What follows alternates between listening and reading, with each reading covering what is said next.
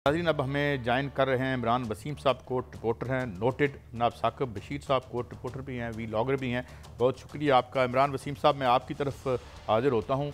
एक तो ये कि ये जो तोशा खाना के हवाले से आज उसे फैसला कहें, ऑब्जर्वेशन कहें कि भाई अभी तो इसकी तफ्तीश ही मुकम्मल नहीं हुई, तो एक बात जो की जाती है कि जी ये फिर प्रोसिक्यूशन जो है अपना काम ही अधूरा लेके जब कोर्ट्स में जाएगी तो फिर गिला किससे करें, और आप इसको कैसे देखते हैं इमरान वसीम साहब? देखिए काज़ी साहब, पहले तो आपका बहुत बहुत शुक्रिया, आपने अपने प्रोग्राम में मदऊ किया। आपका भी शुक्रिया, मियां शाहिद साहब का भी शुक्रिया। इस तरह की पहले तो देखें कि जो ऑब्जर्वेशन अदालत की होती है वो बड़ा टेंटेटिव नौयत की होती है, बुरी इन्हें अदालती ऑब्जर्वेशन कहा जाता है। और जब अदालत ये कहती है ना कि फर्दर इंक्वायरी का केस है, तो वो फर्दर इंक्वायरी कभी होती नहीं। इससे पहले साइफर के केस में जब बानी पीटीआई की जमानत हुई थी, शाह महमूद कुरैशी की जमानत हुई थी, तो सुप्रीम कोर्ट ने भी जमानत इसी बुनियाद पे दी थी कि ये फर्दर इंक्वायरी का मुकदमा बनता है, तो लिहाजा दोनों जो एक्यूज हैं उनकी जमानत को एक्सेप्ट किया जाता है। लेकिन हमने काजी साहब ये भी देखा है कि ये जो फैसले आते हैं जमानत के इस तरह के, जिसमें इस तरह की ऑब्जर्वेशन दे दी जाती है कि जिससे पूरा जो केस है उसके ऊपर सवालात उठना शुरू हो जाते हैं कि ये तो जज साहब ने जमानत की दरख्वास्त के ऊपर समाअत करते हुए जो मुकदमा है एक्चुअली जो एक्यूज के खिलाफ बनाया गया है उस मुकदमे को उड़ा के रख दिया है। ऐसे जमानत के फैसलों के ऊपर जब ये हायर फोरम में जाते हैं, जमानत का फैसला अगर एफआईए की जानिब से सुप्रीम कोर्ट में चैलेंज होता है, तो सुप्रीम कोर्ट के जज साहबान की तरफ से या सुप्रीम कोर्ट की तरफ से हमेशा ऐसे जमानत के फैसलों के जिसमें इस नोयत की बड़े जिसमें पूरे केस को डिसाइड करके कहा गया हो कि ये बुरी नोयत की जो है ऑब्जर्वेशन है, अदालत सुप्रीम कोर्ट ये कहती है कि ऐसी ऑब्जर्वेशन और इतना लंबा फैसला और वही जमानत का फैसला लिखना, इसको हमेशा सुप्रीम कोर्ट की जानिब से डिस्करेज किया गया है। कभी इसकी हौसला अफजाई नहीं की गई। मेरा भी क्वेश्चन इसी तरह का है। आज एक और मुकदमे की समाअत जो है वो मौखर की गई है, जो कि 190 मिलियन पाउंड मुकदमे का आज फैसला होना था। तीसरी बार ये जो है वो मौखर हुआ, और इसमें अचंभे की बात यह है कि आज समाअत हुई है, खबर कल आ गई थी, और उससे जो खबरें बन रही हैं आगे, वो 3 पॉइंट जो हैं वो सामने रखे जा रहे हैं, और सोशल मीडिया भरा पड़ा हुआ है कि शायद ये मुकदमा इसलिए मौखर हुआ है फैसला कि इसमें फैसला जो है वो लिखा नहीं जा रहा अभी तक, उसमें जो है वो जज साहब जो है वो नतीजे पर नहीं पहुंच रहे। दूसरा ये कहा जा रहा है कि शायद हुकूमत जो है वो अपने जजेस का इंतजार कर रही है। तीसरा ये कहा जा रहा है कि शायद जो है वो बानी पीटीआई से बातचीत चल रही है, इसीलिए उनको रिलीफ के तौर पर एक इशारा दिया जा रहा है। तो आप क्या कहते हैं सर कि इस तरह मुकदमात का फैसला होगा तो वो तो फिर बहुत कमजोर होगा? मियां शाह साहब, आपकी बात बिल्कुल दुरुस्त है कि जब एक मर्तबा आप फैसले की तारीख देंगे और उस तारीख पर फैसला नहीं सुनाया जाएगा, फिर आप दूसरी तारीख देंगे, दूसरी तारीख के बाद आपकी तरफ से तीसरी तारीख दी जाएगी, तो फिर जाहिर सी बात है कि लोग अंदाजे तो लगाएंगे। आप जैसे कह रहे हैं कि र्यूमर्स की तरफ इमरान वसीम साहब, ना तो हम जजेस की इंटेग्रिटी पर कुछ सवाल उठा सकते हैं, और ये ज़ाहिर है ये सोशल मीडिया स्टफ़ है, लेकिन मैं यही बात साकिब बशीर साहब आपकी तरफ लेके आता हूँ कि ये दोनों टेक जो इमरान भाई ने दिए, इस पे आप क्या समझते हैं कि इस तरह के ज़मानत के फैसलों में लंबा फैसला जो है उसे मायूब समझा जाता है हायर कोर्ट्स की तरफ से, जैसे वसीम साहब ने कहा, एंड सेकेंडली ये 190 मिलियन का जो ताख़ीर है, इसे आप कैसे देखते हैं साकिब बशीर साहब?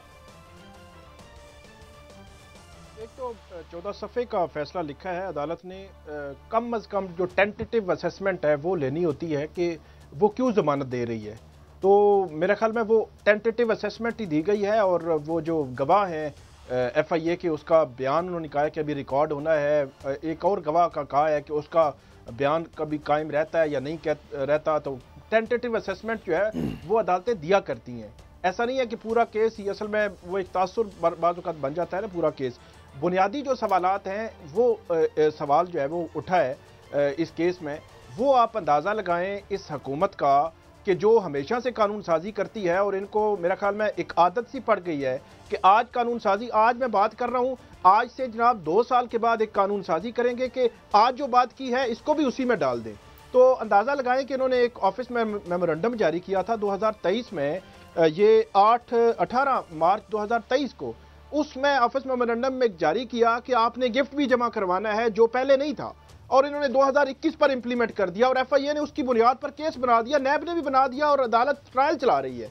तो अंदाज़ा लगाएं कि जो सुपीरियर कोर्ट्स हैं इतनी टेंटेटिव असेसमेंट भी ना दें। मेरा ख्याल में ये बड़े हाई प्रोफाइल केसेस होते हैं, इन केसेस पे पहले ही इनकी जो फेयर ट्रायल पे बड़े सवालात होते हैं। तो सिर्फ एक पॉइंट को आप देखें कि ये गवर्नमेंट ने किया क्या है। आप देखें मखसूस नशिस्तों के केस में इन्होंने 12 जुलाई का फैसला गैर मुअस्सर करने के लिए लेजिस्लेशन की, कहा माजी से इतलाक होगा।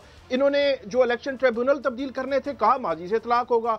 इन्होंने जो 21 जो अक्टूबर को जो मीटिंग हुई थी सुप्रीम कोर्ट में जो कमेटी की, वो जस्टिस मंसूर और जस्टिस मुनीब की, उन्होंने कहा कि 4 को या 3 को उन्होंने कहा कि लगाएं जो 26वीं तरमीम जो फुल कोर्ट के सामने।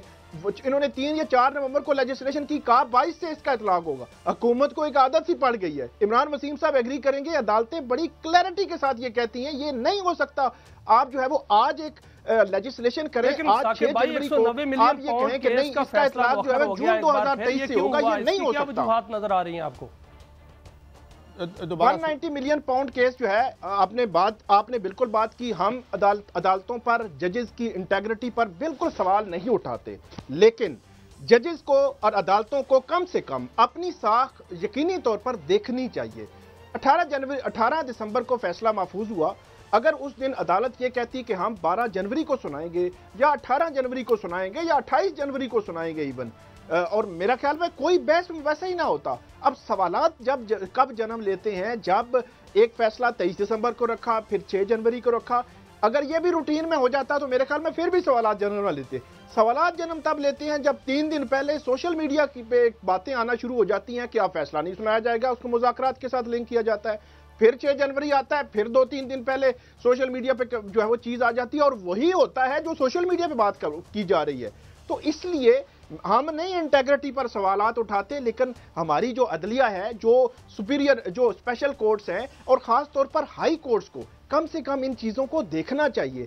आम लोगों का जो एतमाद है ना इन अदालतों पर, वो कायम रहना चाहिए। इस किस्म की जो चीजें जब आम लोग देखते हैं ना, देखें जी सोशल मीडिया पर 3 दिन पहले बात हुई थी और वही हुआ, फिर 3 दिन पहले बात हुई थी वही हुआ, लोगों का एतमाद खत्म होता है इस इंसाफ के निज़ाम पर। हाई कोर्ट जो इस्लामाबाद हाई कोर्ट है, उसकी जिम्मेदारी है, उनके जो इंचार्ज हैं, जो जज हैं स्पेशल कोर्ट्स की, उनकी जिम्मेदारी है कि वो इन मामलात को देखें। माजी में जब 12-12 बजे तक अदालतें लगी अडयाला जेल में, तो जो हाई कोर्ट्स के जजेस हैं उन्होंने सवालात उठाए कि क्या वजह है, आप क्यों रात 12 बजे तक अदालतें लगा रहे हैं जब अदालत का टाइम 3:30 बजे है।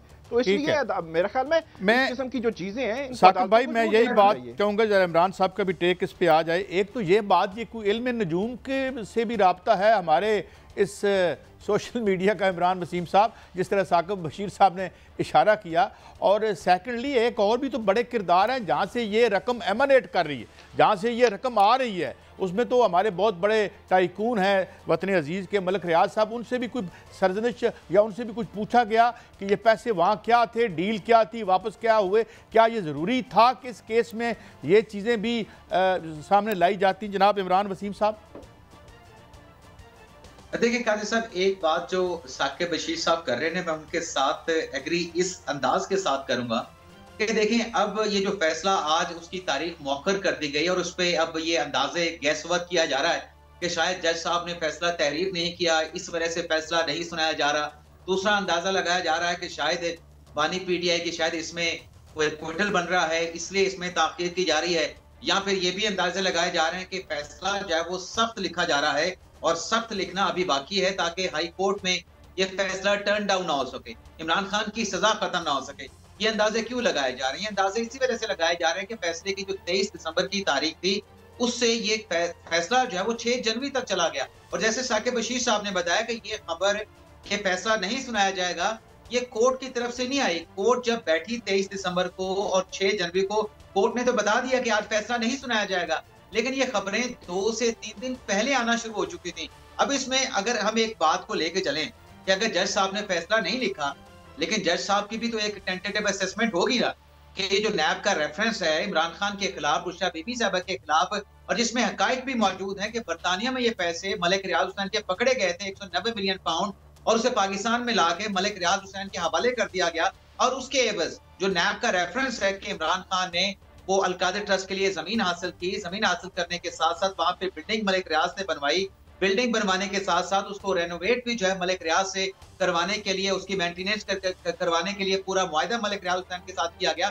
तो ये पूरा नैब का केस है। अगर जज साहब टेंटेटिव असेसमेंट पे जाएं तो ठीक है, आपने डिटेल जजमेंट नहीं लिखा, आप इन तमाम जो अफवाहें चल रही हैं, जो गैस फ्लो कर रहे हैं, आप मुख्तसर फैसला सुना दें कि मैं अभी रीजनिंग लिख रहा हूं, लेकिन चूंकि फैसला तहरीर करने में ताखीर हो रही है तो मैं पहले मैं इमरान एक बात और बड़ी इंपॉर्टेंट आपने पॉइंट आउट की। साकिब आपने एक बात की और मैंने ये पहले बात की है, माजी की बात कर लेते हैं। अगर सरजनश कर दी जाती उस वक्त जब ये कहा गया था जी फलां जहाँ के जज आके लगेंगे तो हम फिर वतन अजीज में आएंगे, दैट आल्सो टेंटामाउंट टू हद के, यानी ये आप basically throwing doubts upon a very dignified and great जज। तो क्या अगर वहाँ पे इसकी सरजनश हो जाती कि भाई ये आप कैसे कह रहे हैं और ये क्यों कह रहे हैं, तो शायद ये जो स्पेकुलेशन है ये बंद हो जाए जो हम फैसलों के बारे में करते हैं। साकिब बशीर साहब।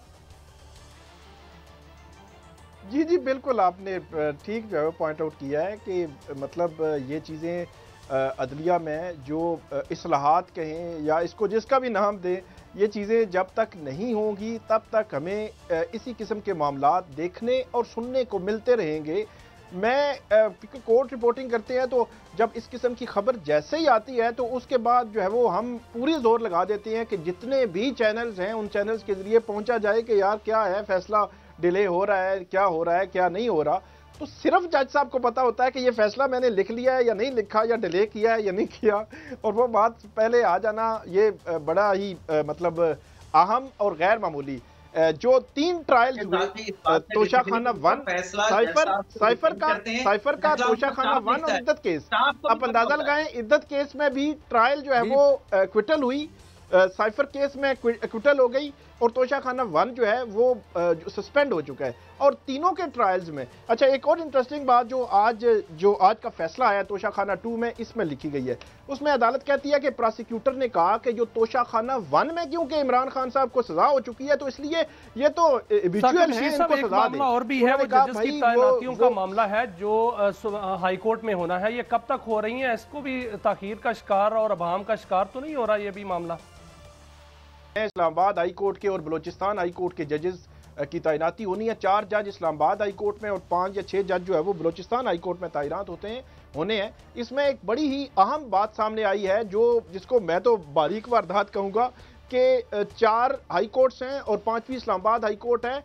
चारों हाई कोर्ट्स में चीफ जस्टिस के साथ सीनियर प्यूनी, जिसको सीनियर 3 जज कहते हैं, वो जुडिशल कमीशन में अपने अपने सूबे की नुमाइंदगी करने के लिए या अपने अपने सूबे की हाई कोर्ट की नुमाइंदगी करने के लिए। इस्लामाबाद हाई कोर्ट के साकिब बशीर साहब, मैं बहुत माफ़ी चाहता हूँ, बहुत शुक्रिया।